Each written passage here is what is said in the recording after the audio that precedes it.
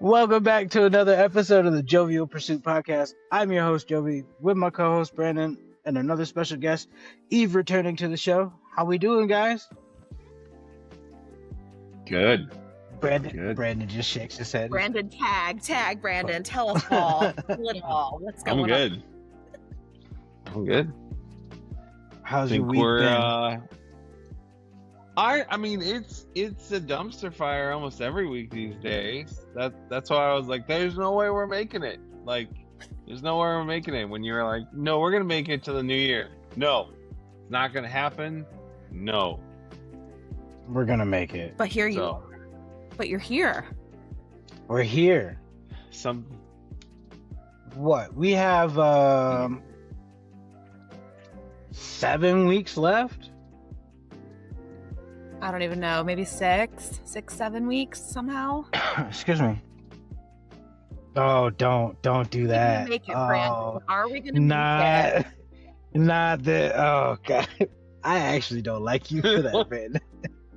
This is mean. The kids do this whole 6, 7. Mm-hmm. I don't know. It's I hate that organically popped off. I don't like it.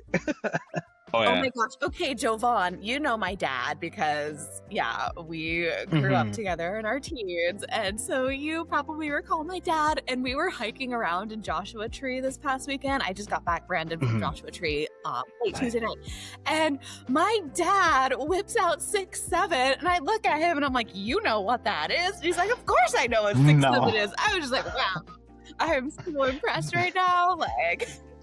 Not the of course I know. Oh, what a time we live in. Like, Dad. This is goodness. Yeah. Because especially growing up, I'm like, that's. Oh, Go ahead. He knows my dad, Brandon. My dad was an intimidating human in our teens. And so now he's gone full meme culture. He has gone through quite a shift. I'm actually so proud of him, and nice. I've never seen, to be able to see him as open as he is now as a human, and growing and just working through his own personal, I don't know, just, therapy, psychotherapy, reflections, trauma. I'm just so impressed with him until he pulls out 6, 7 and he's like, oh yeah, that's just so mid. That's 6, 7. I was like, okay, Dad. Whoa, that's a little too much growth. Whoa, not mid. Let's slow down. Yeah. Not mid. Oh my goodness. I've been using mid for a long time. I've been using mid for other reasons, but these kids today. So Brandon's trying to survive the what I'm getting out of all of this. He's like, the world is ending. No big deal. Yep. I think we'll be okay, bro. No, it's. Here's what happened this week. All right, here's what I'll tell you. I'll tell you a story. This week, there was an amazing group of young people that were part of the youth center that I help out with, and they designed an entire survey for their student body to collect honest data on how they're doing with their mental health. And they had like 286 students respond, and they were so honest. One of the quotes they had was, "I want to be heard by adults in my life without having to say anything. I want you to check in on me and make sure I'm okay." And so I thought it was going to be darker than that. They formed so they formed a panel of students where they were going to sort of share this data, and it was going to be they had a lot of really good things, talking about active listening and validation and empathy, really cool stuff, just being hey, here's how we can bridge the gap. We know you guys are having a tough time as adults out here. We're having a tough time. Here's how we can meet in the middle. You don't have to agree with me. I know I'm like a teenager and I'm not always like I'm not always great. Like really cool conversation. And so they were like, hey, let's set up this like this whole forum, and we're gonna do it at the high school.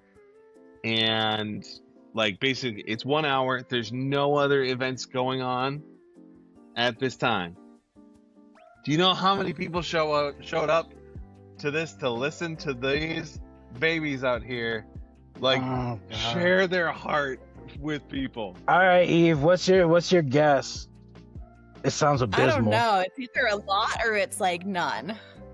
It's like next to none. I think we're going to err on the side of caution, unfortunately. Let me hit you with a hot 7. Okay. Oh, okay. Okay. So you say 7? Face. 7? Yeah. I say 7. Yeah, Eve, I don't know. where are we going? Wrong. I want to be wrong. I want to be Brandon's wrong. like poker face to be.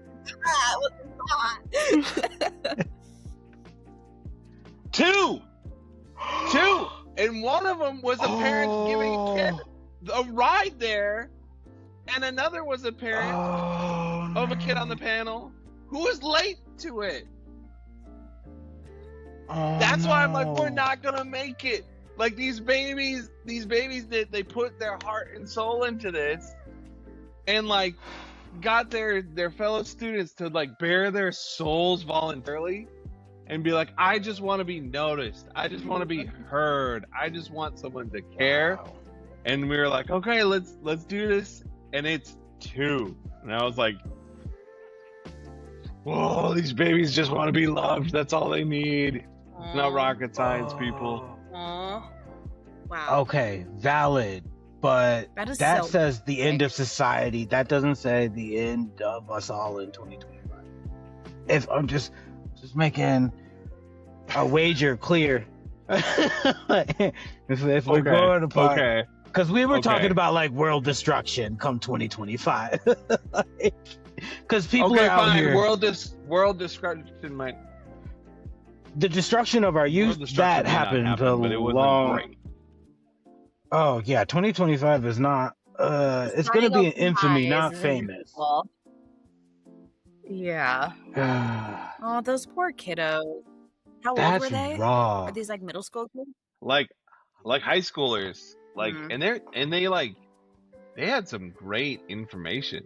Like I got to be the sort of like MC a little bit and just be like asking them questions, and they were good. Like, and they weren't like berating parents, like, how could you not do this? They were just like, we get it. Like, like life is rough out here. We watch, we notice, we know when you guys are going through, because we're like, hey, like it's rough out there. But hey, we're the kids. Sorry. Yeah. It starts to beg the question, how many had the actual confidence to like bring it up to their parents, not just like to write about it and whatnot, but like as the collective, like to be like, hey, we have this thing going on and I'd really appreciate it if you showed up. I know that becomes like a major drop-off point for any of these type of programs where, you know, we're all for, you know, doing the artwork and doing the research and formulating the conversation, but then having the confidence to then bring it to our parents and elders, that is such a difficult point to hit. And it's so troubling to see that the ultimate result is 2 of 200 plus, 280 plus, whatever. That's yeah. And we gotta do better. That actually makes me so sad, and I was having a good time. Oh no. Well, it's raining out there. Yeah, exactly, exactly. What? You need to be. Admittedly, I've been hanging out in this like kind of pseudo misty. Like the rain just kicked up as the podcast got going. I was outside. I was having a good time. I had my little vest on from Costco. All right, you gotta give a review on that. Is it actually worthwhile to buy it? It would depend on what you're doing, I guess I would say. The biggest problem I had with it was it seemed like I needed to have an extra large, but then extra large, you don't get enough contact, so you need like one that's pretty formed to your body. My biggest thing, I was gonna have like Issa bundled up in it if it were colder than what it was. It actually didn't get too bad. So where I just wore this mainly for sport today. So, as far as Minnesota goes, no. Sorry, I'm laughably. I'm imagining you as like I'm just imagining you as like the Midwestern dad. Like it's part of the Minnesota dad or like the Midwestern dad sort of outfit or uniform when they like it's fall and they like put on their vests, like as if that somehow makes them like this will help with what I need. It's a vest. I need you to know I'm from upstate New York, so don't lump me in with the Midwesterners. I know how to talk my shit. They don't know how to talk their shit. It's different. I can talk. Do you feel like you are now? Go ahead. Do you feel like you are now officially like a South Californian? Like, have you gotten into that vibe yet, or not quite? Are you holding on to those Minnesota? I'm still in New York. I still have a New York number. I ended up getting a Minnesota ID like 5 years in. It was really long. But then California, I get mad at them because I see like flannels and heavy sweaters and whatnot in their stores in September, late August, September, and I'm like, it's 98 degrees. What are we doing? Why is this here? Oh yeah, no, we're gonna go up to Big Bear. Big Bear is 82 degrees this week, and I would like to know, what are we doing? That's my frustration. So I'm thinking where we land next, it should be a happy medium.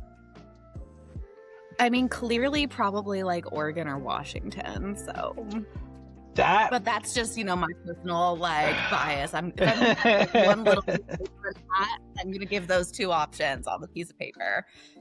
It's actually Tennessee. Tennessee's looking like the spot. Brandon and I were gonna raise bison. Cause he loves bison. He raised bison in Tennessee. I don't know. I don't know that. We're gonna become ranchers in Tennessee. Don't bison need like planes? Whoa! Bison need love first, specifically from Jovan and myself. Oh yeah, like scratch under the chin. Like it's just like, here, who's a good boy? Like, yeah. Just give it script. Just come on.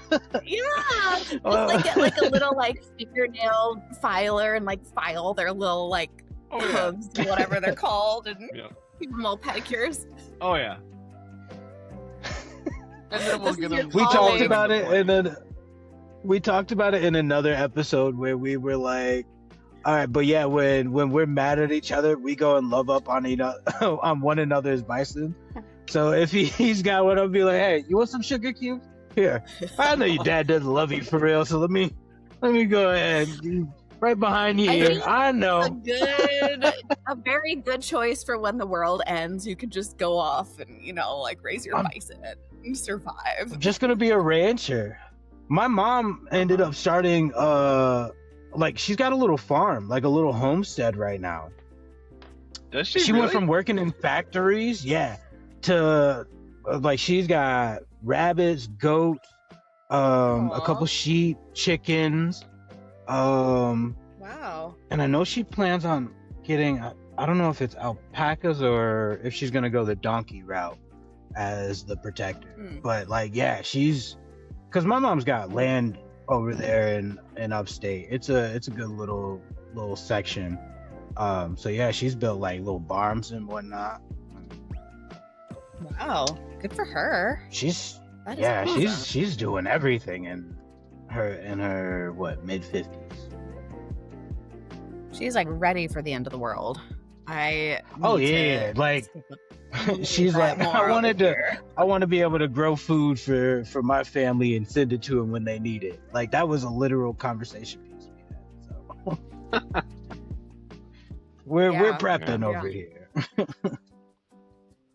All right. So we I guess we've done bantered enough at this point.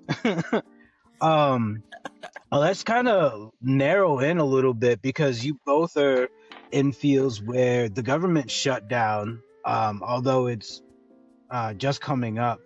It affected your field quite a bit, and you know how your clients were dealing with things and their scares and fears and whatnot.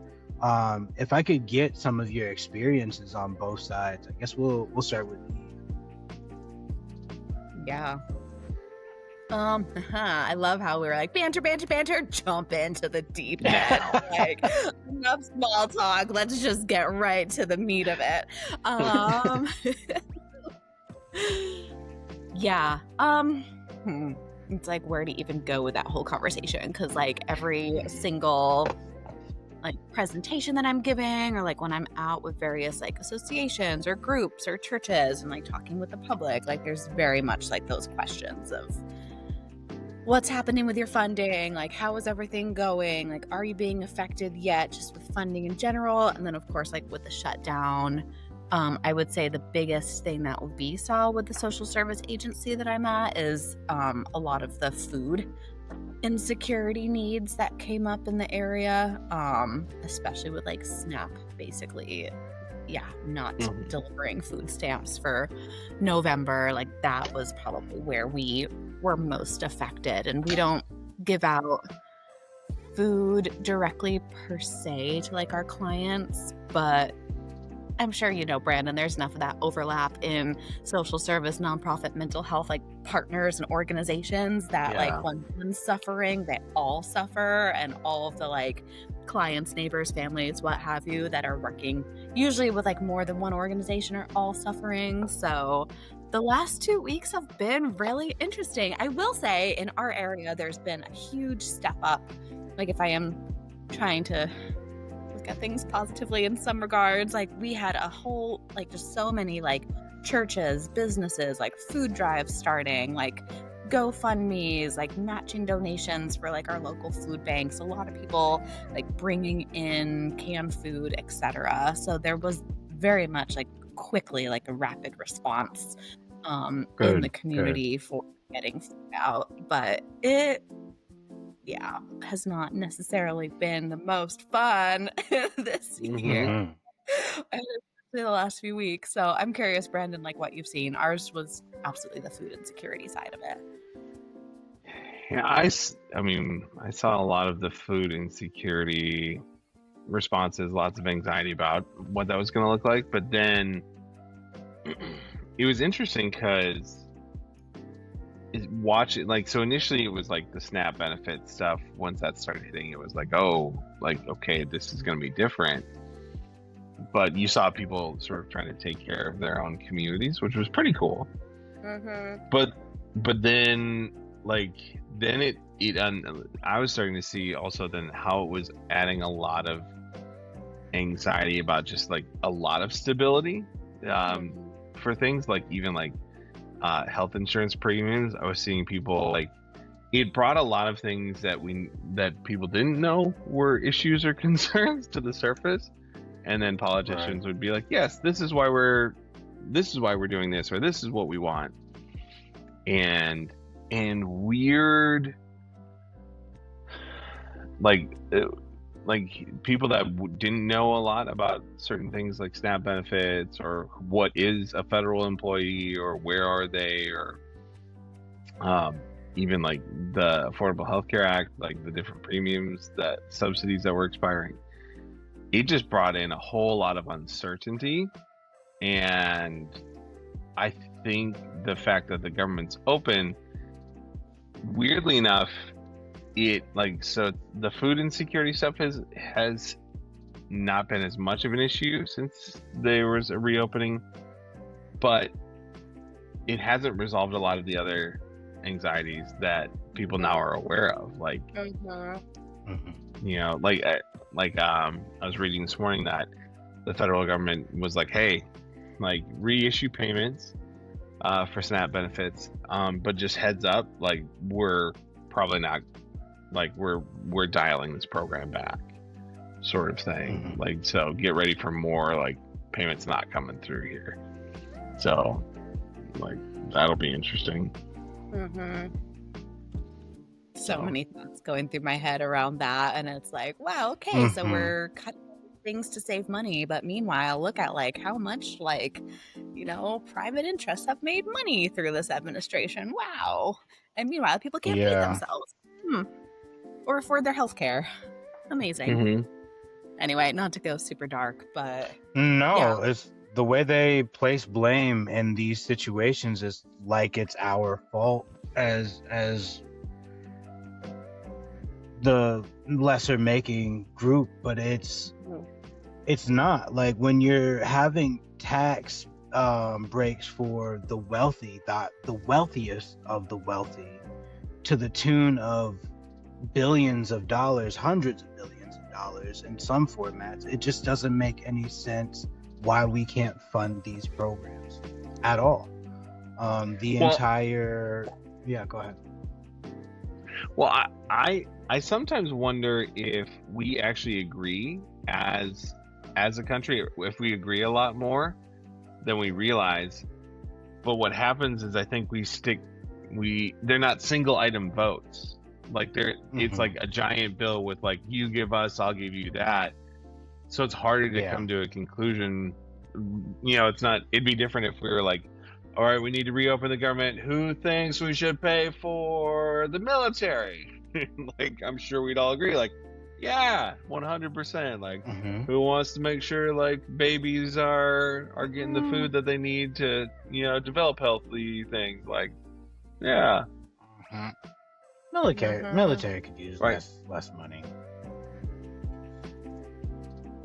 Anyhow, but you know what I mean? Like, it's like if you had the specifics of like, this is the one thing and the one, like it's not wrapped up in a whole bunch of pork, or like, you know, where there's random bridges that get like built to nowhere, things like that, where, you know, it'd be different. Oh my gosh, Brandon, imagine if we actually choose where we want our taxpayer dollars to go. Whoa, that would be really interesting. Maybe we'd all be able to feel we could have a it'd be like a government GoFundMe. Like, where do you want to put your, like, here's how much you need to pay in taxes. Where do you want it to go? I thought about that a lot. That'd be great. I think you'd run into a problem. I think you'd run into the same problem we're in right now. Especially when, like, up to a certain point, the middle class is paying the highest, you know, tax. Otherwise, it's the poor paying the highest tax. The poor is not educated well enough in these situations to really know what to put their money towards. They might think they're putting it towards something that's positive, but the way politicians word things, it sounds super sweet, and then it's literally towards something completely different. And then you've got the group that finally has come into some money, and then they're like, well, I don't want to lose any money, but like I also want to take care of some, so they're only like splitting the difference. And then you get to the higher up and they're like, well, I'm only going to benefit me, and we're in the same predicament. Totally. It's unfortunate. Yeah. Last year, you know, thinking of the whole tax topic last year, because Adam, my partner, husband, favorite fiance, boyfriend, like significant other, he runs 4 businesses, because we live on like the Oregon-Washington state line, so you have to have an Oregon business and a Washington business. So he has his, and then he has, you know, a tile partner business, and then I run a campsite business. I do some like side gig consulting, independent contract business, and then I have, you know, my social service agency position. But last year with his businesses, until we worked with a lawyer to like reclassify his businesses, we were like hit with so many taxes, as a middle-class couple, like, it was crippling. And we're like, holy cow, like, it felt like it was all going to taxes until, we did reclassify, and that was helpful to kind of get to that next bracket. But yeah, that is, I don't know where I was going with that, but yes, Jovan, to all of your thoughts just around. It's tough to like figure out what you got to go with in those situations. You really do need that type of assistance and educating force behind those decisions, and there's just not enough of that. They don't want us to be educated, because then that changes the entire landscape, and we've seen that with how they've run crypto and just how they've changed and investing in so much over the past couple of years. Now that there's a lot of individual partners, that are in the mix now. It's a proven system that doesn't want us to win. It's a casino. Our whole economic cycle is built on this gambling force of stocks and bonds and so forth. And it's unfortunate that the lesser of the masses have to be dealt such a dirty hand in the mix of it all. It's so unfavorable.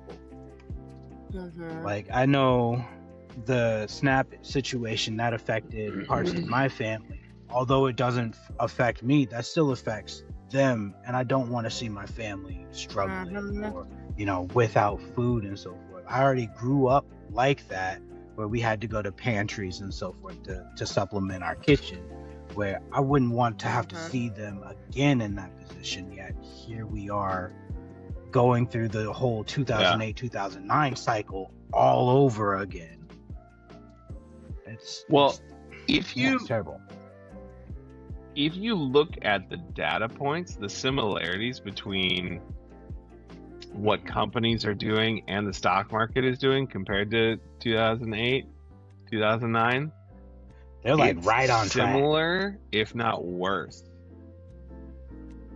I've seen it as worse. There's a economist, content creator that I follow. Like, he was a realtor, and then he's like gone to educating like people more, because the whole point of educating people is so they buy homes, so he makes commission. But it's like he's seeing the darker side of the reality now, like being there. So like he gives a lot of this information. He's even got a whole economic tracker for the Trump administration, for the promises that Trump had made at the beginning, and where they would go. Oh, guys, we're all in the red. There might be 2 or 3 categories that are green, but pretty much everything dark red. Well, but I think that's the thing. Like with the shutdown, I've seen so many more people become aware of different things like this, and they're going, "Wait, what?" And the anxiety is just, and the stress for people is just spiking, and there hasn't been like a solution for it or a reprieve. It's just kind of like buckle up, get ready. Like, it's on the horizon, or it's starting to arrive. Like, is that feeling of it's coming, and or we're starting to see it bits and pieces. I know, like over in our area, because I'm about, we're an hour and 15 minutes out of Portland, and so like the big thing, even more so than some of like the snap cuts and the government shutdown, like what we're seeing in our area is a huge spike in ICE activity. From ICE employees coming out from Portland. And so our offices all week, and many of the nonprofit offices, we've all been in lockdown. Like, we're just shut, like the offices are open, but we're locked. We're locked down. So that, is kind of even, at least in this area, along with everything else, like is another additional layer, because there's about 30% Latino population in our region. And it's, that's like a whole other level of anxiety for families around here. Been picking up down here as well. I'm in SoCal, and different areas where I've never seen, cop station, officer station, pools of them. And no one should be terrified like that. this was a free country. I just don't understand where we lost the narrative of such. Many of our parents come from these immigrant backgrounds. Many of our parents and grandparents came from illegal immigrant backgrounds. The fact that we're dealing with this right now makes zero sense. It makes it. Yeah. We really did go from banter to just. Well, a question that's been on my mind ask the two of you, because we all got together in like June, and I feel like there's been like a whole life since that, and like a lot's all happened in our personal lives, professional lives, like in society and community, and like a question on like in the back of my mind when Jovan was like, come back, and I was like, great, awesome, we have a 2.0, but it's really been on my mind to like ask both of you, and it might sound like that cliche type of mental health question, but I'm so curious like how you two like are staying resilient right now. Like that's really been like burning in me to like just check in with you from that layer. Like, good question. How are you like staying resilient right now? For myself, totally viable answer. I was gonna answer. I know for myself, faith has been my whole central point, heavily for the past, like 3 or 4 years, like extra heavily the past 2, where I've more like, gone past the point of the heavy fears of like, committing this sin and that sin, and then understanding just like God loves me, and the fact that I believe in him, he keeps me. And past that point, I'm like, I know the world's a tumultuous place, but it centers me, and I call it a day at that. It's been good so far. Yeah. Like, yeah. I think for me, faith is a huge component.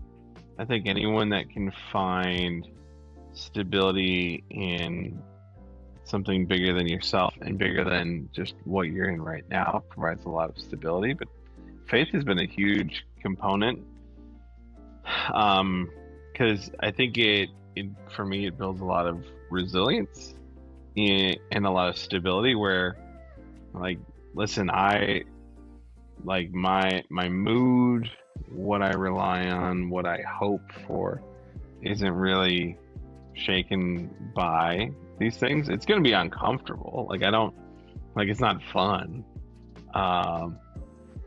But like, you're not having fun, Brandon. Well, it's not like your favorite hobby. It's almost like, you're right. It's something that provides hope and stability, but it also then gives you a sense of purpose in the middle of it. Like, so for me, it's like, all right, life hard. What's my role? What's my purpose in the middle of it? Like, I'm gonna take care of people. I'm gonna be here to like, help others, and like we'll make it through it together, and we'll hang out. We'll make the most of it, and find ourselves someday in the. Yeah, so you'll find yourself hanging out sometime and just be like, this is ridiculous.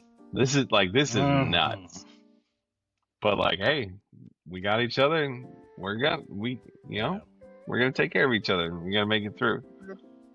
So, yeah. How about you? Yeah, I. High five. Well, cosmic waves right there. Good answer, Brandon, and you too, Jovan. I say, yeah, I think for me too, it also is like that leaning into like community and getting involved in a lot of the community activities. Like, I am grateful to be in such a vibrant community here. And I don't know, I guess we met before this, but like earlier this summer or in July, there was a huge wildfire that came through our area. Javon knows a little bit about this. I like filled him in on it, but like we almost lost our house. We were like this close to losing our house. We were evacuated for 10 days. We have a whole bunch of neighbors. Like we were in the epicenter of the fire that just like came through the area. And there were 2 bad fires in the gorge this summer, but that experience of like the fire coming all the way up, like torching the whole property, you know, torching homes like all around us, but like ours was okay. Definitely one of the most like terrifying things I've gone through in a while of like, wow, we're gonna lose our house. Oh my gosh. And like, now what do we do? And of course, like survivor guilt is real of like, okay, our neighbor's like right over there, right there. Like we drive up and down and like see all these burnt houses all the time now. But all that said, like during that time period, the number of people that like reached out, checked in, brought things over, like both Adam and I, like it was almost like a full-time job to like keep in touch with loved ones, friends, family. Like the number of messages, phone calls like coming through was like honestly so overwhelmingly powerful in a positive way. Like it was humbling. And so, you know, from like my personal ethos, I was like, wow, okay, like this is one experience that we've had like in this time, in this year, like with what our country's going through, like what our communities are going through. Like to me, I was like, okay, universe, loud and clear, like pay that one forward. And so, you know, for me, like with resilience, it is like kind of what you were saying, Brandon, a few minutes ago. It's like, okay, how can I pay it forward? Like, what can I give my community? We're all stretched. We're all tapped in. Like, I cry on the floor at least once a week because I'm so like, I am so burned out. But like getting involved in a community event or, you know, donating to a food pantry or like donating funds over here or like signing up to buy a kid a Christmas present this holiday season. It's like, sure, I can do. Like those little things are kind of what we're putting together right now, honestly. Right. I wonder if like that's where we're headed sometimes as a country. Is I wonder if we're positioning ourselves to like look at the government and be like, we don't need you, we'll take care of ourselves. Got it. Like, get out of I don't need you to like go, like get out of here. It's the natural way of things. You as humans do, we move away from things that we don't like or is no longer useful to us. So it's like this government setup, it's like people are like, all right, if I just buy land, although most of us still don't actually own the land. Anyway, if I just buy land and build my little commune and I have my friends and we all kick it and we got a community garden amongst ourselves and, you know, say one of us is really good with carpentry and then the other one's really good at just being an extra hand and then the other one just so happens to be a mental health therapist. And, you know, then you just get the families together, Brandon. And you get the families together and you live good. Bison. Don't forget. Yeah. You have to. I'm going to make microbrews in my basement. We'll have our own alcohol. Love it. It'll be tub boost. Oh, mead? I'd make some mead. You're damn right I'd make some mead. Yeah. I'd make it with Fiji apple. Get your little Viking horn to sip it in and yeah. I have a big old glass stein. It's like 16 ounces. It's heavy. Whoa. It's gonna be a good time. That would be. Oh man. Make sure you get your barn dances too. Can't forget those. I recently did line dancing. No. Like it was a good time. I'm telling you, it was fun. All right, y'all. We can go ahead and. Javon, it's I haven't had to do it since. No, because the fiddle during bluegrass, I actually mess with it.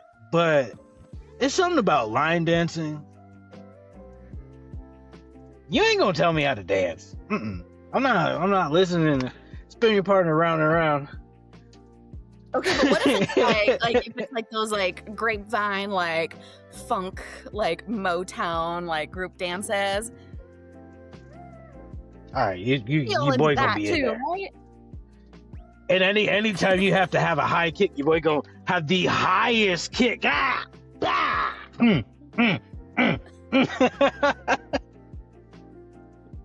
Your boy gonna be in there. Regular line dancing, nah. I do shimmies. I don't know. I think we need to give him that 16-ounce at a time. Like, here you go. I mean, I wouldn't go say nothing, but it is camping. You know what I mean? You gotta have one on. It's happy hour somewhere. Somewhere. I don't know what state or what place, but somewhere. It's good.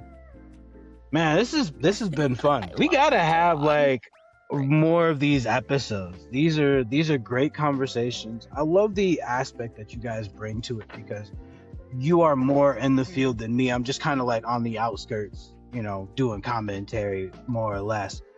But hearing the inner works of your social work program, and then you and the many therapies that you do, whether it be through your office or you do, you know, your work at the community center as well, out here helping the youth. Like Brandon's out here in these streets helping the community. You were like in the field, Brandon. Yeah, you're doing all the direct service. He was teaching at a university for a while. We give this man his flowers. He's in there, and I commend his work. It's just he wants me to do that, and